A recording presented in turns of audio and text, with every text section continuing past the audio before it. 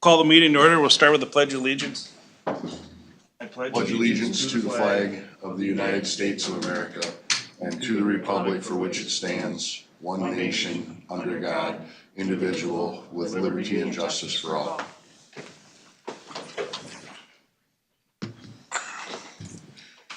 All right, we have the agenda in front of us. Is there any changes or questions about the agenda? Not, is there a motion to approve? So moved. Second. Any further discussion? If not, all those in favor signify by saying aye. Aye. Opposed, same sign. Approve previous board minutes from October 7th. Any additions or corrections to those? Motion's been made to approve. Is there a second? Second. Any further discussion? If not, all those in favor signify by saying aye. Aye. Opposed, same sign. Root group session, October 14th. Any additions or corrections to those? Make a motion to approve. Okay, is there a second? Second. Any further discussion? All those in favor signify by saying aye. Aye. Opposed, same sign. Public comment. Anybody would like to make a public comment? And we don't have any appointments today. So we'll go right to the consent agenda. There's 2 items on the consent agenda. Any questions about those? If not, is there a motion to approve the consent agenda?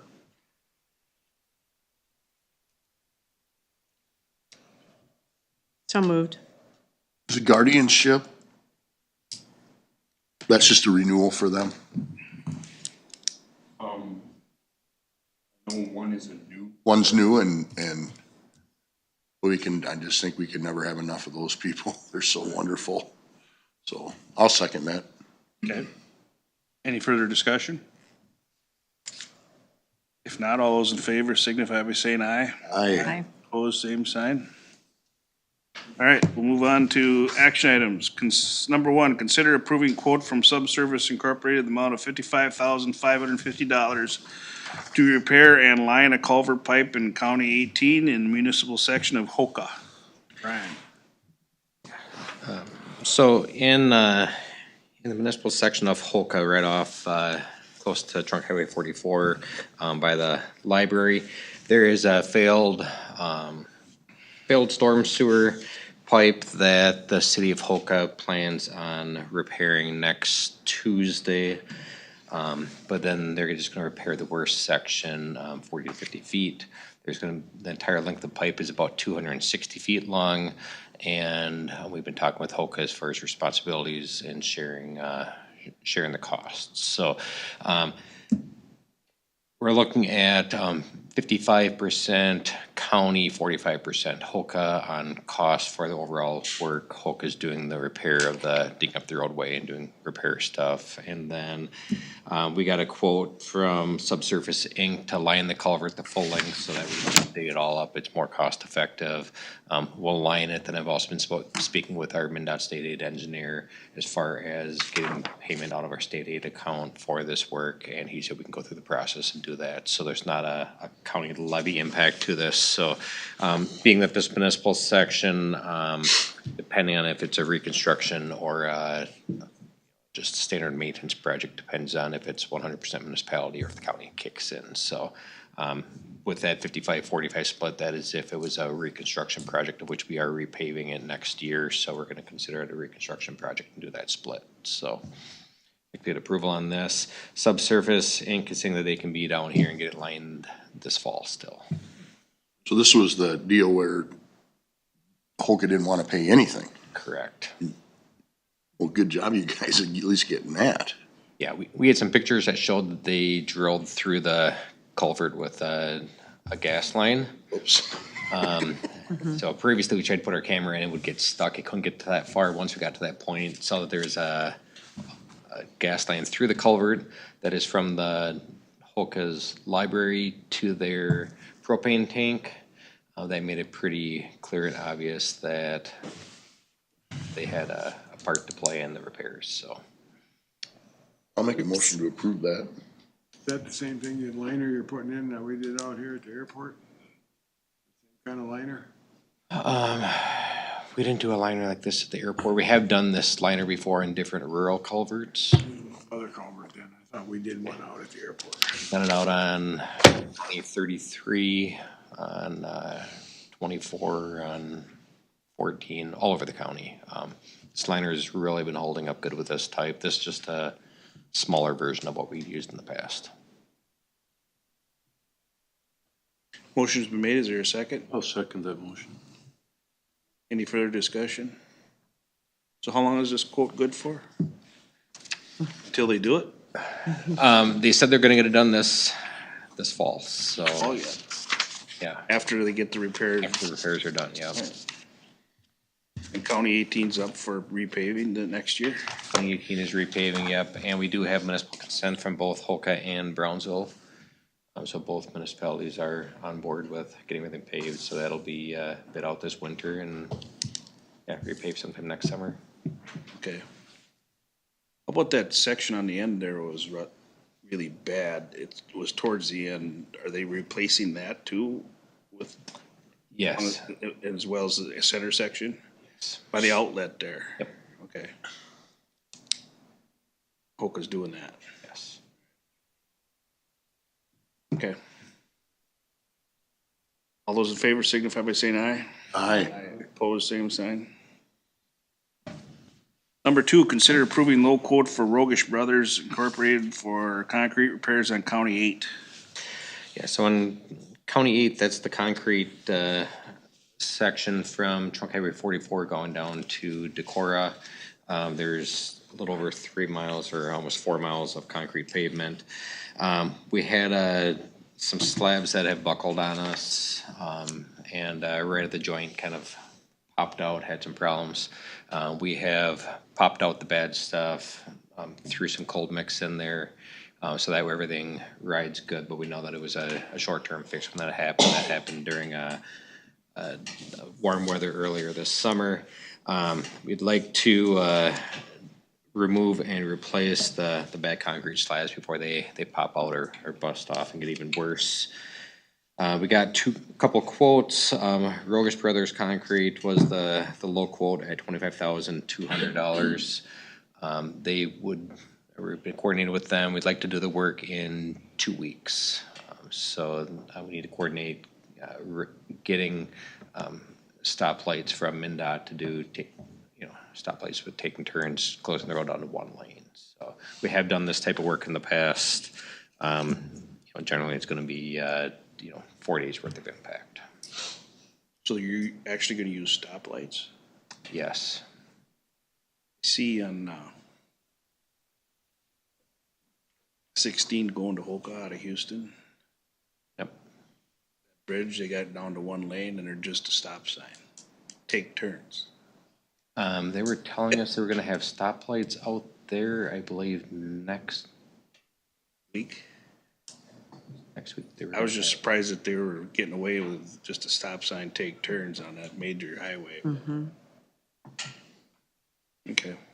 Yeah, for us, there's enough distance between the one slab to the other end, it's easier to have stoplights rather than if it was just 2 panels by each other, we could maybe get away with it, but traffic likes to fly down that roadway and being that the closure's gonna be up overnight, it's best to have the lights.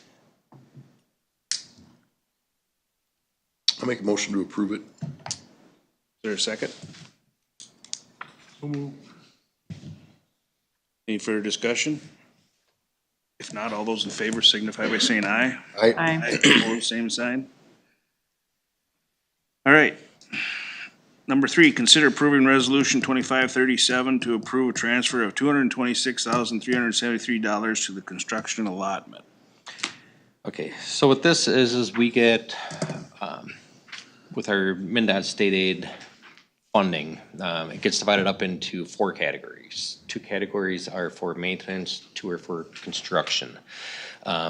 Within the construction side, the bulk of the money comes for the rural roadways, and then we have the municipal state aid maintenance, or municipal state aid construction money that comes in for construction within municipalities. What happens in Houston County and pretty much every county around the state is that there's not enough construction within the municipalities on an annual basis to keep spending that amount down, and there's a cap of how much money that can go into that account. So we have two options. We either need to transfer the money from municipal construction to regular construction. And then when we do, in the future, when we do a municipal project, that money we can still use the regular construction money within a municipality. Or we can dedicate the money through, to a project and get the state to approve that. But generally, it's just easier to transfer it from municipal to regular, and then when we do the municipal project, we spend it on the regular side. So this gets done almost annually, to transfer money. In 2026, we are working with the city of Houston of reconstructing, and they have some underground utilities under County 13. So we're looking at doing that in 2026, and in 2027, County 5 within Caledonia, from County 3 out to 249 are both in the works to be reconstructed. So City of Caledonia is working on those plans to get that done in 27. Most of that stuff, it's waiting for or we're working with the city on their underground utilities to get designed up. So, and we try to do it on their schedule of what works best for the cities, because they're the ones that need to come up with more money for the utilities. So, so this money will be spent ultimately on the municipal side, but so we don't lose money or get penalized from the state, we need to transfer it over. I'll make a motion to transfer it. Is there a second?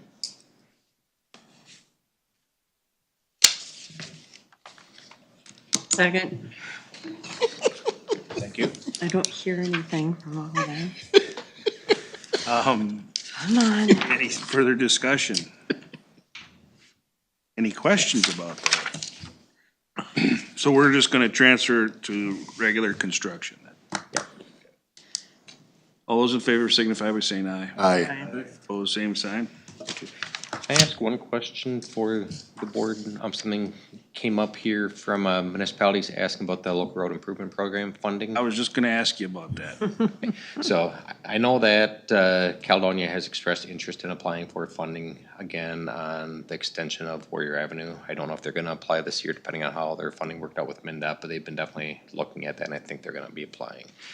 City of Houston is looking at applying for LRIP project as well. In order for either one of those municipalities to apply, since they're under 5,000, they need to have the county sponsor the project, and then we'd have to, if they did get funding, we'd have to do some paperwork and I guess be involved with those projects. So involvement's not terrible on the county side. We've done it before. So same thing if any townships want to apply, they need to get the county to sponsor the project. So I was asked by Houston, if they elect to move forward and apply, is the county willing to sponsor? So historically, the county has said whatever township or city wants to submit for a project, we will sponsor it. We don't want to pick and choose what project gets submitted. So just wanted to get the feeling of the board. Are we going to proceed that same way again this time, or do we want to tell some municipalities, no, we're not going to sponsor, and other ones that we are? No, I think we should continue what we've been doing. Okay. You too. Be supportive of whatever whoever would like. What can township use it for?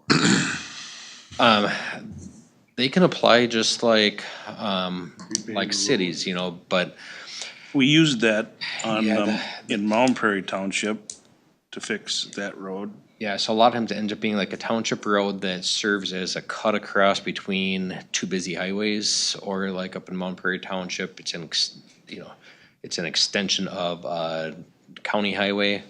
Because in Winona County, that's a county highway, hits the county line, and then it turns into a township road.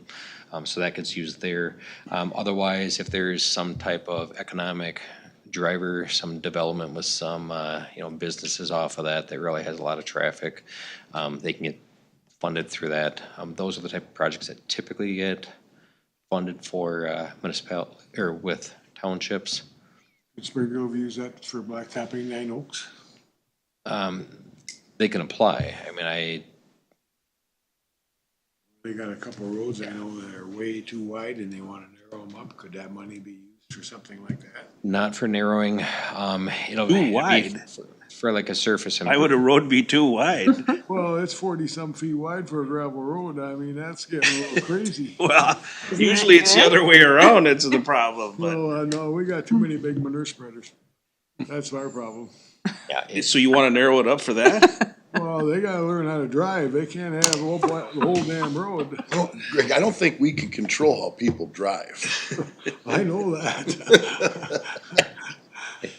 They can apply for, a lot of different scenarios, but ultimately, I mean, it's, to have a good chance of being selected, they need to have some economic type of benefit, surfacing, surface condition type of benefit. So, paving, if there's enough traffic on it, would be, one potential option, so. Well, Houston's project is Westgate, is it, between, was it 13 and 16? 16, yeah. And that does have a couple businesses on it. Yeah, that's their industrial park.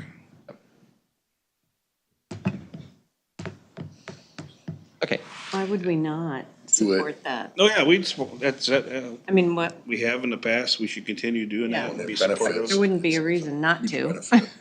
I figured we would. I told the city, I said, my guess is that the county board is gonna, support that, but I said I will ask, so. Yep. Perfect. Thank you. Anything on construction? What was that? Anything on the hangars? Nothing as of yesterday morning, so they were supposed to start yesterday. With the rain, today is probably not best to dig a hole anyway. So, but, plan is still to get going. Good. Solid. We'll talk about that on the 30th. Yep, All right, thanks, Brian. thank you. Thanks, Brian. Yeah. All right, moving on to number 4. Consider improving MFIP biannual service agreement. John?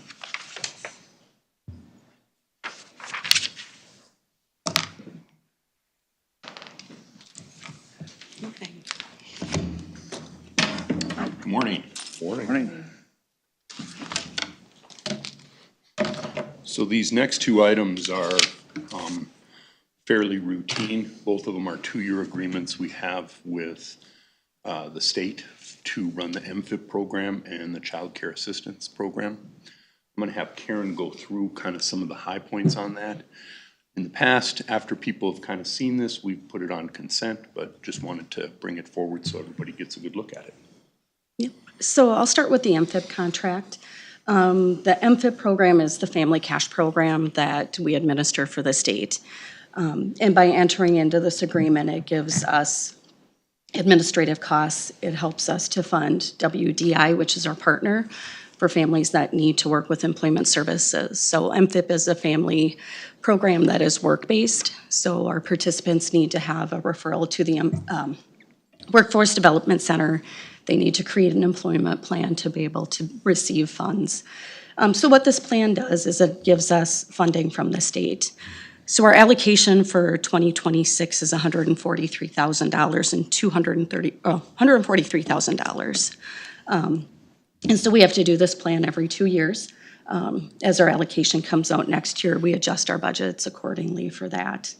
So I don't know if you have any questions, but this, like I said, allows us to have our employment and training provider to be able to fund that. So it's an allocation that we're able to use. What was your funding last year? Last year, we were at 136,000, so it did increase a little bit. It did go up. Yes, And what is it projected for 27? that we don't know. We won't know Say that, yet, even though it's a 2-year contract. even though it's a 2-year contract. Yep, if you look at it,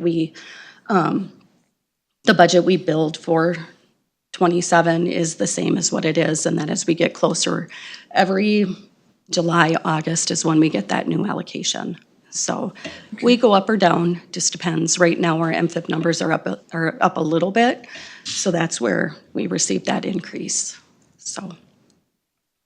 Make a motion to approve that. Is there a second? Second. Has there been any discussion? Has there been any different requirements for this program? No, as far as like what people need to do, Administrating it or, not at this point in time, no. okay. I This think goes just the for food challenges. stamps then? This goes for food stamps and helping people? Nope, that's a separate, there is a SNAP ENT that we are part of a 4-county, that's a little bit different, there's very limited funds for that. And so Wabasha holds a contract for the SNAP ENT, but we still work with WDI and refer people there as well. To help them get jobs.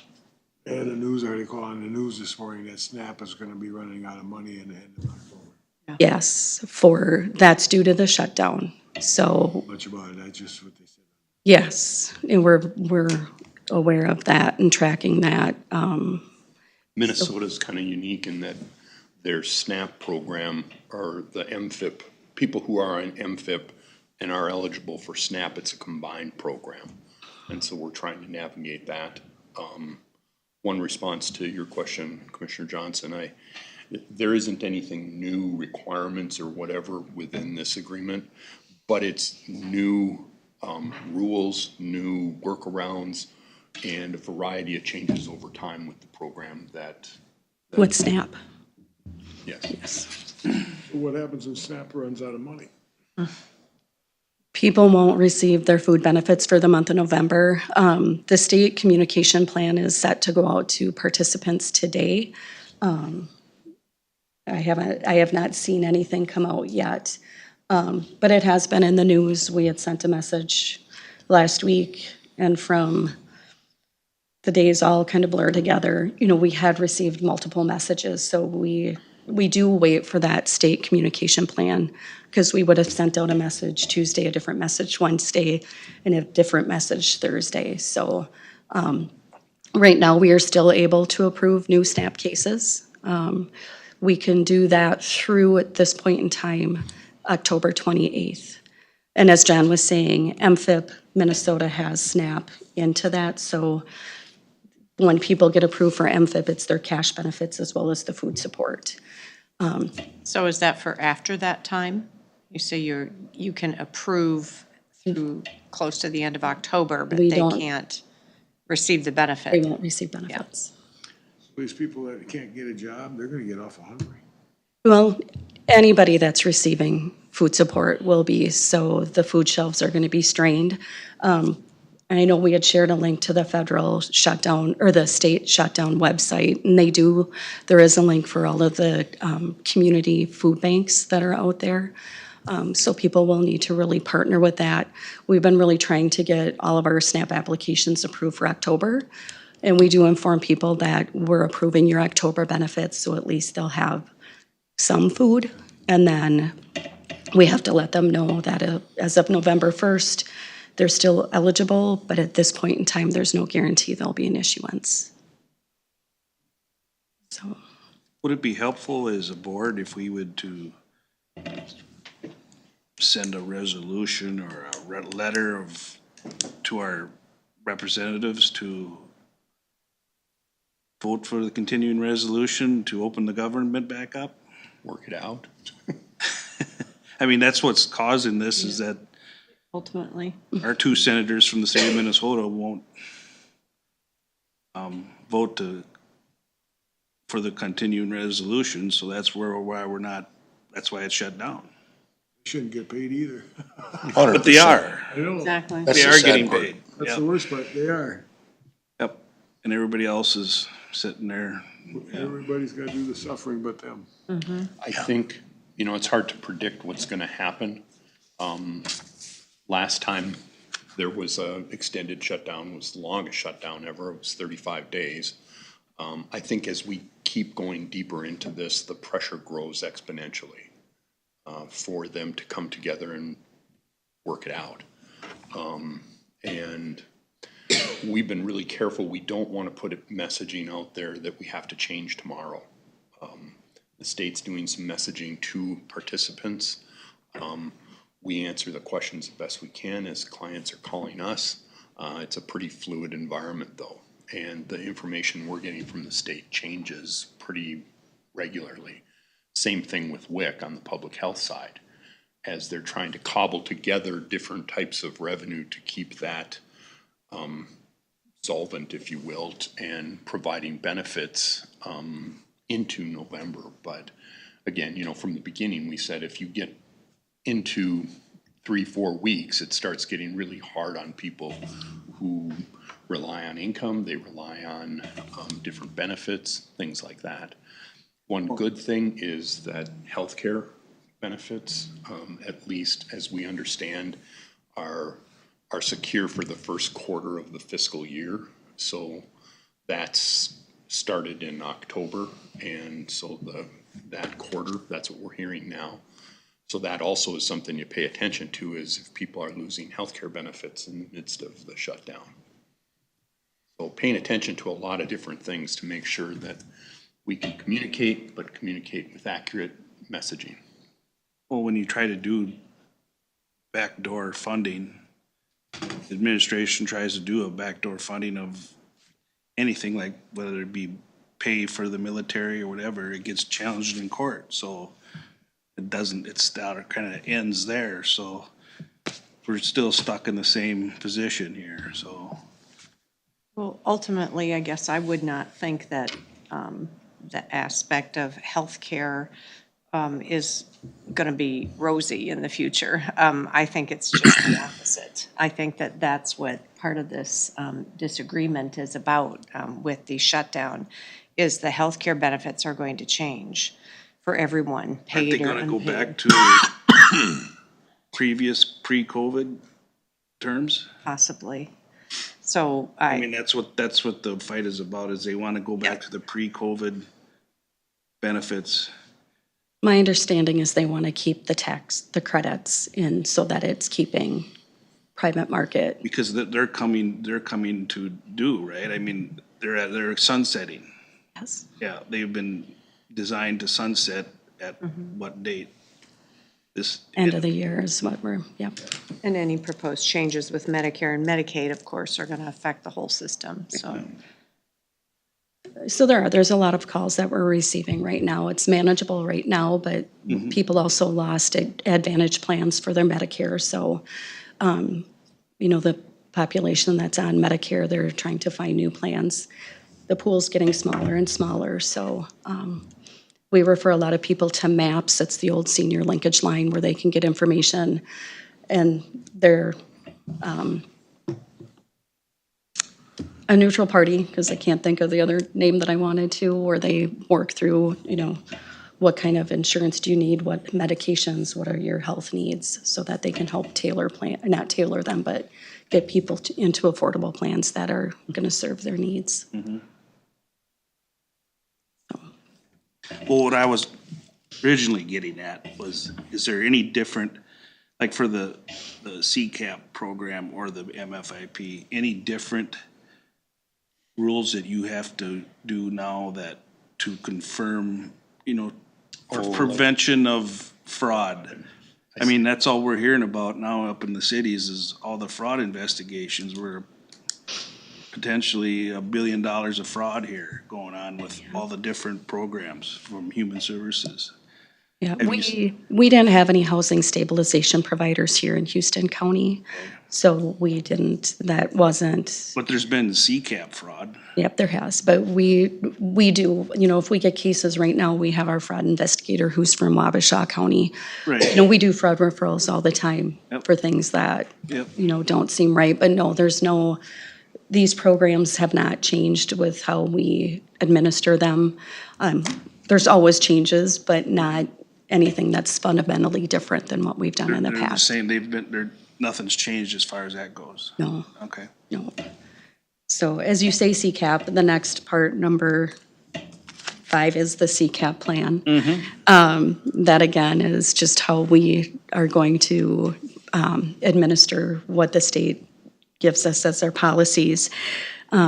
This allocation did decrease a little bit, but note last year's we did increase because the year prior, we spent between 90 and 100%, so we got that carryover allocation into last year. So last year's allocation was $163,000.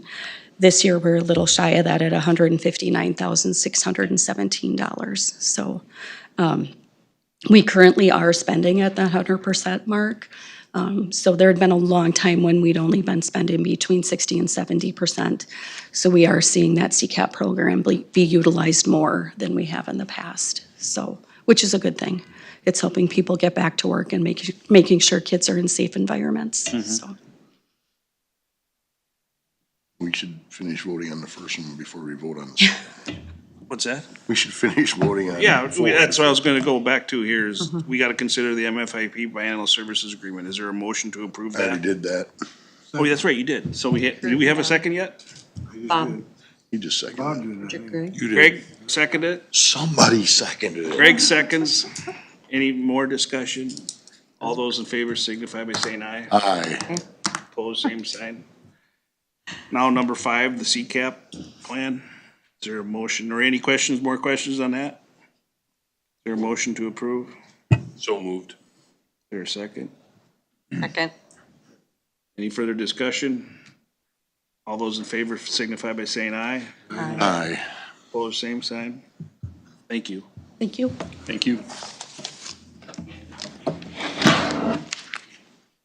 Discussion items, administrator updates. Gotta review payments. We should do number Sorry, 6 I first. skipped one. Review payments first. Yeah. Any questions on those? Motion to approve. Is there a second? Second. Any further discussion? Not all those in favor signify by saying aye. Aye. Aye, opposed, same sign.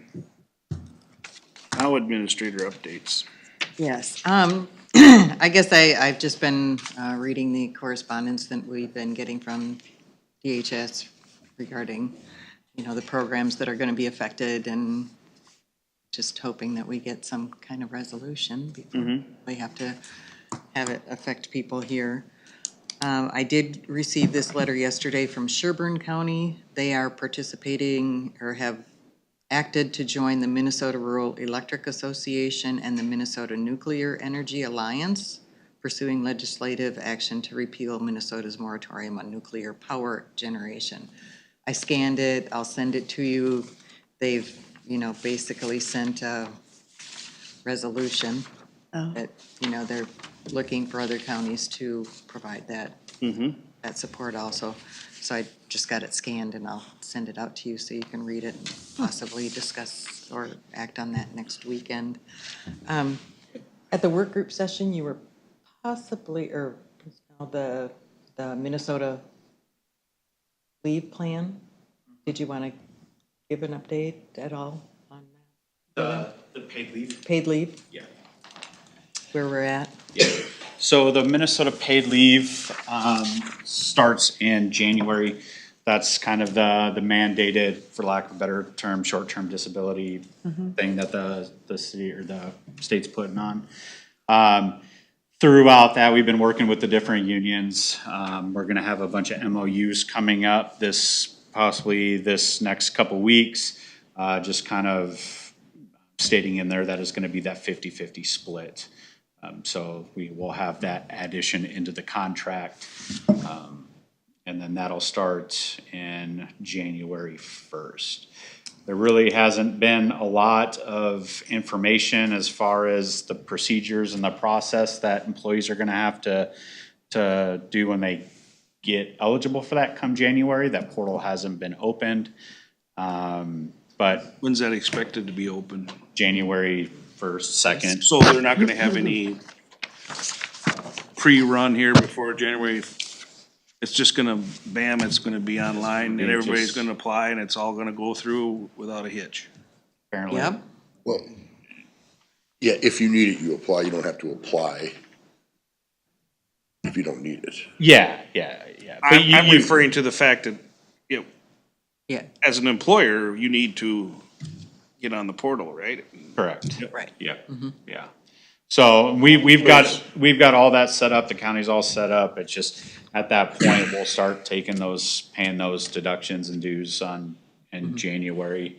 And that'll, like I said, will be a 50-50 split, and And we did, Males and females, or just males on the 50-50 split? say that again?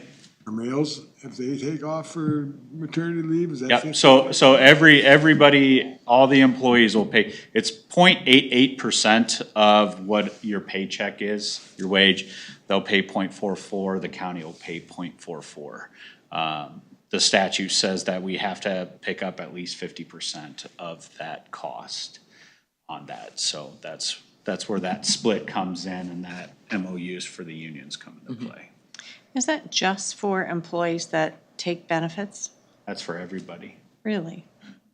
regardless of size of your public, private, that is everybody. Yeah, it's actually through the unemployment.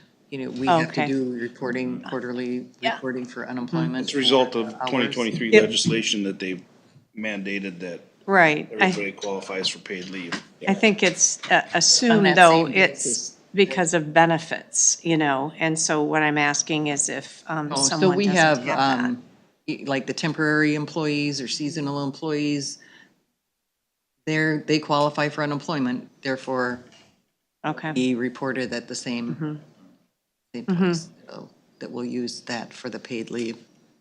Yeah, it's and good clarification. all small businesses, no matter Right. how the size of the number of employees, they have to provide it. Yep. Right, so we budgeted the 0.44%, not that a couple of the unions may have wanted more of a split for the county than the union members, but Yeah, they're all we're agreeing to, all agreeing for the 50-50. 50-50 split. Yeah. yeah. So you haven't gotten any rules or definitions of how people can get this, or? As far as, So let's say someone wants to be put on paid leave. yeah, Have yeah, you- so December 1st, we'll have to put out a notice to all employees about it. So mandated by law, we have to put out a notice to all employees of how this process works, what it is, how you go about utilizing it, if you want to use it when that time comes, for what reasons you can utilize this program. And so that'll be an informational campaign start to get put out as far as how that process will look. The state puts that out. Yeah, yeah. So we'll be working with IT for that know before that you get on your computers and pushing all that information out. So we'll have an educational campaign starting with that in December. What's the maximum length? 8 weeks? So it's 12 weeks for family, 12 weeks for medical. So it's essentially 24 weeks, but you can only max out 20 weeks. So if you, let's say, somebody has a child and they're gonna be gone for bonding leave for 12 weeks, and then after that 12 weeks, there's a medical issue with that individual, they can only take 8 weeks of that 12. They can't take that full 24. And then how that process works is that the fees that we pay in, as far as the premiums, goes to reimburse that employee based on how much money they make, but it's roughly like 60% of your pay. You'll get directly from the state, which we're out of it. We don't, that doesn't go through our payroll, nothing. The state pays them directly, which they have done us a favor on that they're administering everything and not leaving it up to us. So what's gonna be our plan when we have like a key individual who takes this and has a certain job that they do that nobody else does? They get on this plan, what are we gonna do? I mean, we still, can we hire another person, or? The backfill you're talking about to, Yeah, that's gonna be tricky. I know we've had conversations on kind of like, you know, people had questions on staffing plans of like what happens. Right now, you know, I feel it's probably easier to take like FMLA than it is for this Minnesota paid leave because you have to be gone for over a week. So, I mean, if something happens to that individual or they need to be gone for that amount of time, you know, they would have been on it anyway. So I think we would have just kind of dealt with it just the way we would have. Now, if they have a key position, you know, I think the unfortunate thing about that is we might just have to cross that bridge when we get to it, as far as, because, you know, I wish we could staff for every possible situation and scenario, but we can't do that, so, you know, there'll be a lot of definitely, you know, hopefully covering down in those departments, and, you know, if you have a sheriff's office deputy that goes on Minnesota paid leave, and, you know, they'll have to figure it out within their department as far as covering shifts, and, I don't think that we can Monday morning quarterback that at all. yeah, I it's. really don't. I mean, there's too many what if factors that go with that. What if this happens? I think that's just really broad. And I don't think come January 1, like 2/3 of the Houston County employers are just gonna automatically go on this plan. Cause I don't think that's gonna happen. And they'll have to, they have to apply with the state, and the state will approve it. So, you know, there may be certain, you know, situations where people just don't qualify. Is this something you gotta have? Yeah, you have to. Mandatory, everybody. Everybody's gotta have? Everybody's automatically on it. Yeah. Will be very interesting look at you. how the state Yeah. deals with that. I mean, Yeah, and there's also even some, it's weird, we question it too for like elected officials, you know? They're also paying in on this. Yeah. You know, if you elected county attorney or elected sheriff, they don't get sick time, they don't get vacation time. If something happens to them, they just don't come into work. They're still not, they're still subject to pay into this.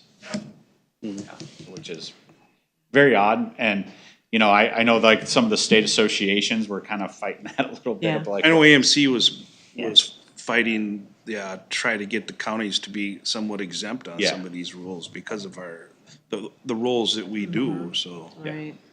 But it didn't pan out, so.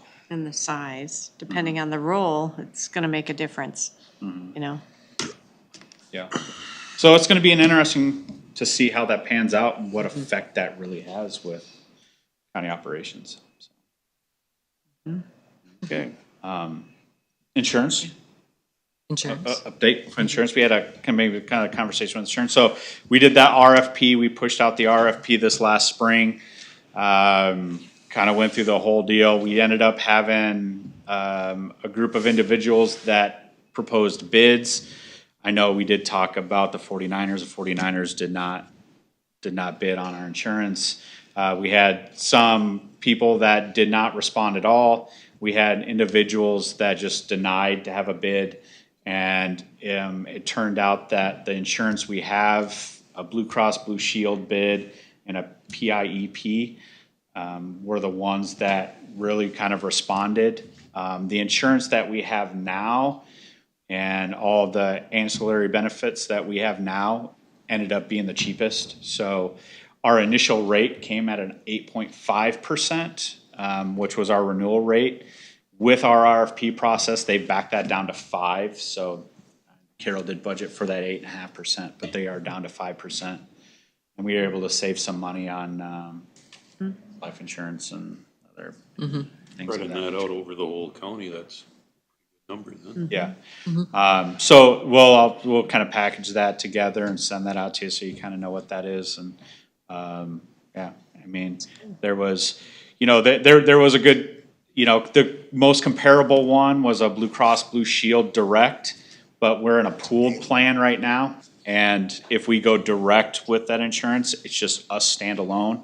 And if we kind of have a bad year, that could affect us in the long run negatively. Did it every year now. That's what I was just gonna say, you should probably bid that every year, maybe. Not a bad idea. or at least just tell them you're bidding it. Yeah. I think they'd know. Yeah. They'd look for the ad. And you know, the consultants, I do have a shout out to them, the IntelliSense that we utilize out of Albert Lee. They did a fantastic job and kind of did a good job bringing everything together. And when they gave us the finalists and they said they're gonna go back and tell them to sharpen their pencils to get us a better deal. And so, it's definitely money well spent to kind of have some cost savings to the county a little bit on our Yeah, it was- insurance. Good to know. 6,000 is what we paid them? Yeah, right? 6,000, Yeah, yeah. so that was. Oh, yeah, that'll lower. the- Cover itself, yep. Yeah, and just savings we made alone on the ancillary benefits kit covered that. Yeah, Good. I was surprised 49ers didn't bid. They don't bid. They have part of our, some of the. They got the county, they got the highway department, but Yeah, they have the highway department, but they don't bid. We could probably request that they put together a proposal for rates, but they are massive and they don't need this business. But that's what the city did. Yeah, they agreed to take on all the non-49er union people if they could have the city. Oh, So police department, all of your But staff that's not. when I had talked to them, they indicated that the non-49ers don't necessarily get the same rate, or they No, we- don't have the same rate. We pay more, Do that, they do that based on claims and yeah, stuff. we pay more in than our counterparts that are on 49ers. So, I mean, they still definitely look good. out for their own. Still very good insurance, so. Oh, it's very good insurance. It includes the vision and, Vision, dental, yeah. I think you get 27 free chiropractic visits, which is dandy. so when do we actually, is it November 1st we have to notify? We Yeah. have to actually sign? Yeah, November 1st we'll have to sign and send that too, so. I did email the consultants that we had, kind of just let them know where we're at. And so we'll just kind of have to coordinate with them, and it's just a simple signature to send that back and start those contracts. Yeah, Thanks, Brent. Ready for the new year? yeah. something positive. Okay, board updates. I don't have a lot. We've got a planning commission meeting come up Thursday night here, so plan on going to that. You're on it, you gotta go. You're on it, you gotta go. Yep. He's still planning. It's all good. Next Monday, AMC. Oh yeah, next Monday is the District 9 regional meeting in Winona. So just a reminder to everybody about that. 8 o'clock. You got a RSVP ahead of time on that? I thought I saw something in an email on that. It about said RSVP. it wasn't necessary to register. Okay. I saw that email too and I freaked out. I thought it had been already done and I missed it. Oh, yeah. And no, it's coming up yet, so. It's confusing. They send out a lot. Yeah, so It's it- 8 AM, 8 o'clock. kind of early. It's in Winona, my area. That's, it's at Riverport, I believe. That's what it said in the email, yeah. yes. It's 72 miles round trip. So if there's, they want county reports from everybody, so if you guys have suggestions of what we should bring up, Man, well, give me the suggestions. What do you guys want me to talk about? We can do that. Same way with you, Carol, if there's something, are you gonna come or? Maybe, maybe not, but, yeah, any suggestions and you guys can email me or call me, whatever. It's interesting to find out what others are doing as far as, staffing, insurance, all of that they talk about. Yep, yep. And, they always ask about your levies, what your preliminary levy was and stuff like that, so. Well, this will be a new experience for us. I went to the last one. Never mind then. It will be a new experience Second. for I haven't been to a fall district meeting, You were okay. at the Lake City one. Okay. Commissioner Wright, do you have anything? Oh, let's see, with some of the meetings I had, one thing that I want to mention is that, Hiawatha Valley Mental Health Board, I have, the last meeting that I had with them, we talked about the strategic plan that they have. They set a strategic plan for every 3 years, and a couple of the things on their 4 goals that they have is to improve access and delivery alternatives, also, expand outreach. So it's actually kind of a positive when we talk about, limited services, a lot of cuts. Their services have actually improved because of their staffing, so that's a good thing. One of the things that we did talk about is to have some kind of a campaign for residents in the counties that they serve to understand that they do have better access. Because a lot of times, someone's called and they've wanted to be a client of their mental health service, and they've been told there's a waiting list or, something has postponed their appointments that they are going to receive. So now it's really improved and it's just the opposite. So hopefully we'll get the word out with some of the different groups in the county that those services are expanded. And that's one of their goals, to work on that as well. So, which is critical, because they definitely need to expand their mental health services. So, other than that, I think that's the only update since last week that I have. Okay.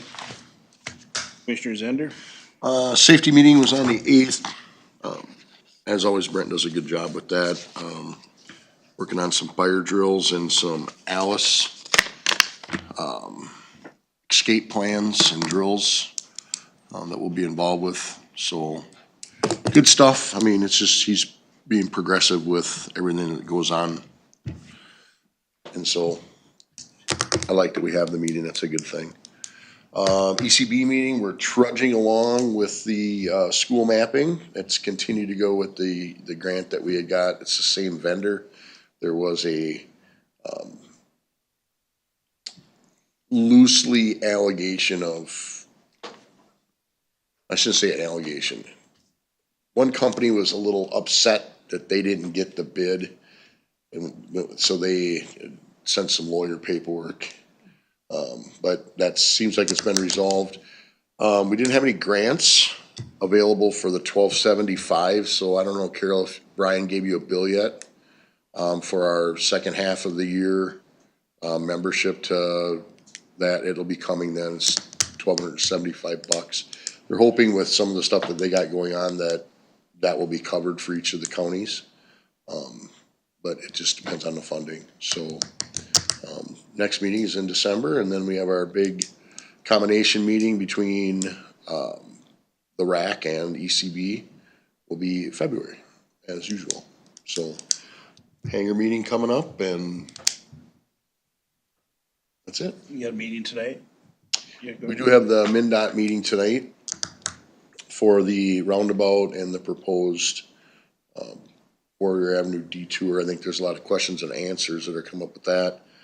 As I was talking to Eric earlier, I'm a huge proponent of hopefully getting our speed through town slowed down to 35 miles an hour and not 45 miles an hour. I think from the law enforcement side of it, it makes a ton of sense to slow it down. So I know that the second proposed roundabout is gonna start being looked at after this one goes in at County 12 in Washington, or Old Highway, excuse me.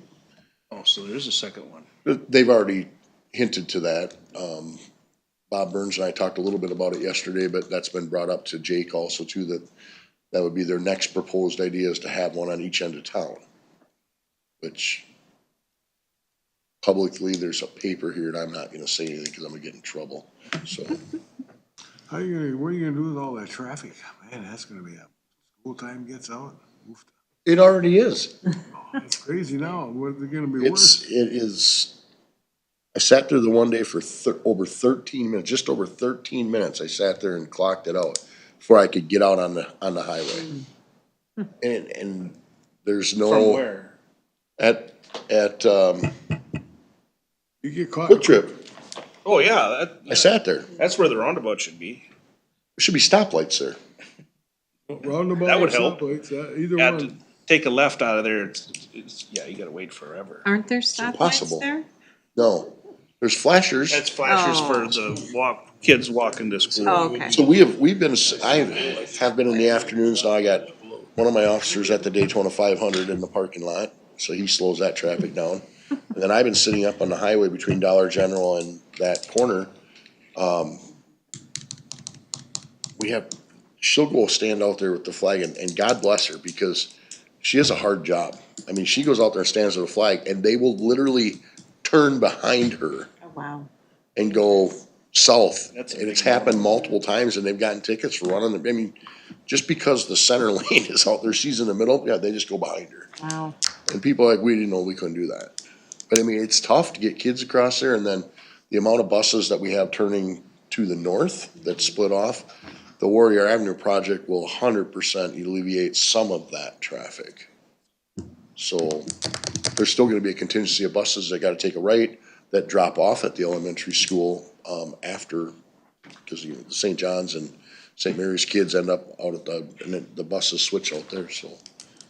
It'll be interesting to see Yep. tonight how this goes, so. Commissioner Schultz. We had a nice productive Parks Committee meeting. We got a good update from the Wildcat. Polly and Ryan were at that meeting. Things went pretty smooth for them down there. They were looking for maybe a little bit of help from the county sheriff's office on patrol or enforcement on the boat launch, permits, because they had a lack of people. Actually, I think he said the numbers were slightly down from last year, but it didn't sound like they were interested in helping enforce that.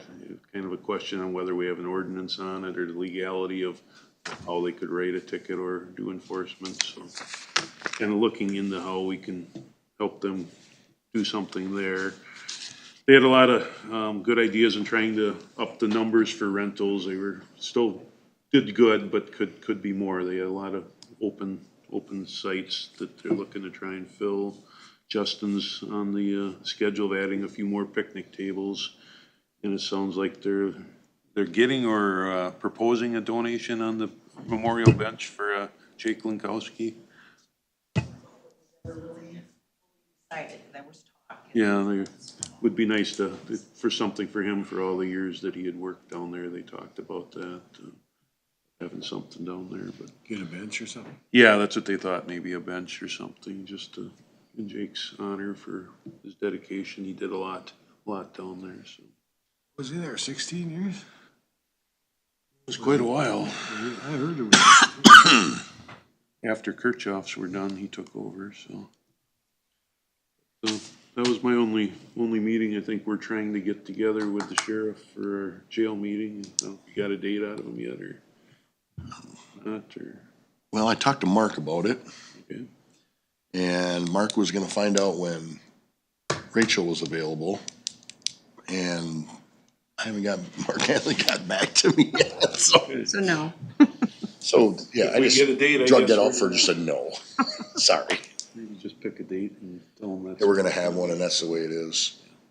It'd be nice to get an update on that. Right, we've been looking for one, but. Well, Pat told me last night when I talked to him, Sergeant, from the jail, they had 7 in there.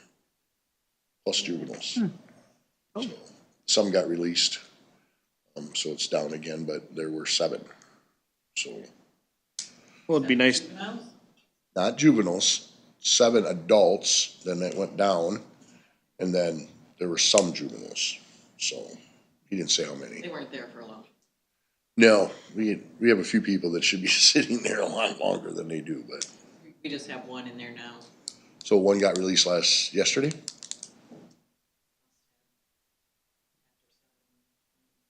Yeah. Adult, yeah, and that one will be there for a while yet. Well, it'd be good to have a meeting and get some Right, reporting and updates we've and. been looking for that, so hopefully we can shore a date up, so. Yep. That's all I had for the last week there. Commissioner Myrie. Oh, I missed the Parks meeting. I wasn't there, so I can't tell you, he did a pretty good job of covering it the way it looks to me, so. Got zoning Thursday night. Yeah, I've been getting some calls on that. Is this moratorium gonna be put in place that night by the planning commission, or does it have to come in front of us Moratorium. for solar? That's not being proposed. Ain't, no. A lot of people think it is. No, we're currently sitting in a moratorium. Yeah, we are in a moratorium now. But it's not gonna be decided that night, though. No. No, this, it's, a public hearing that night? we're having a public hearing to look at draft language of a solar ordinance, I think that's. but there's it's not a discussion on another moratorium. Well, I was, Unless the planning commission wants to do that, I don't know. I was told that they have she's got a moratorium all written up that she's gonna propose to you guys on Thursday night. We're in a moratorium right now. I Till don't the know end of what the that's year. all about. I don't know nothing about it. I was just told that people were calling wondering if there's gonna be a vote on the moratorium on Thursday night, and I said, not as far as I know. She said she's got a draft all set up for the planning commission to look at. Amelia told you that? Franklin and Amelia. You gotta have a told draft of a proposed ordinance, Yeah. but not a moratorium. Right. So I don't know what they got cooking. She said she had a draft all drawn up for him to look at. That would be the ordinance.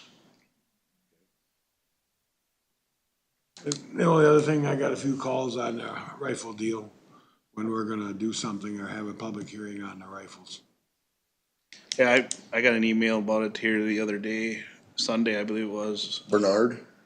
Bedard, yep. Yeah, I emailed him back also.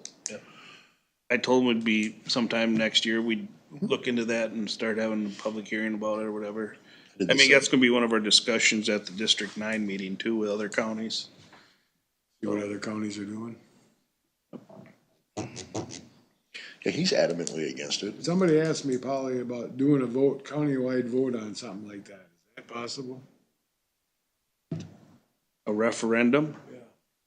Ballot question. Like a school referendum? Or a say- ballot question, yeah. Or a ballot question? Is that possible? If that would,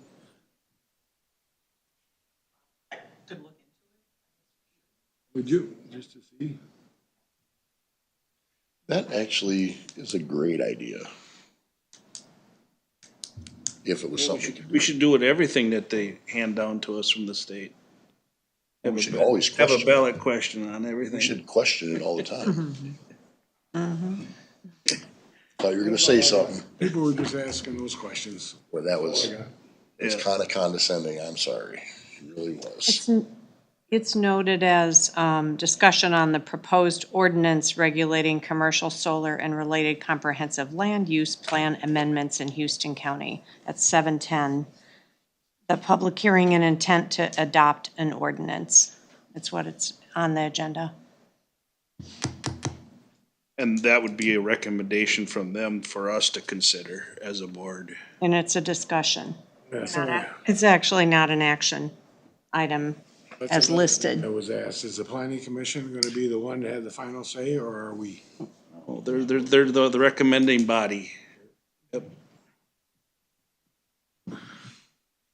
So, anything else? Nope, I'm done. Okay. Any closing public comment? If not, is there a motion to adjourn? So moved. Second. Wow. All those in favor signify by saying aye. Aye.